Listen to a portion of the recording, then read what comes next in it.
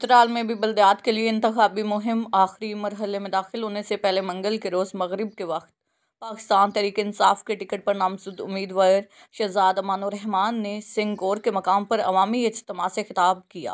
اس موقع پر انہوں نے یقین دہانی کرائی کہ چونکہ مرکز اور صوبے میں ان کی پارٹی کی حکومت ہے تو تحصیل ناظم کے لیے منتخب ہونے کی صورت میں وہ اپنے حلقے میں ترقیاتی کاموں کا جال بچھائیں گے۔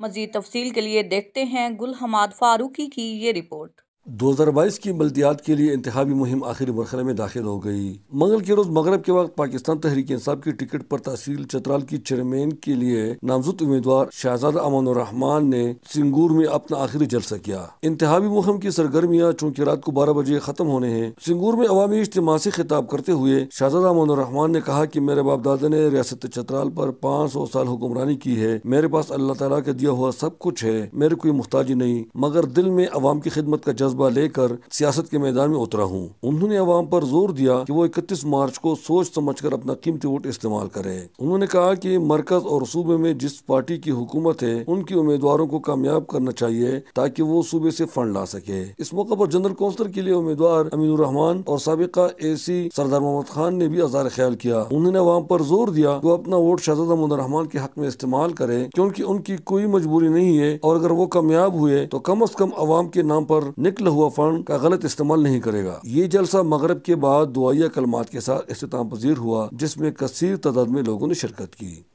غلام فاروقی، اور نیوز چترال۔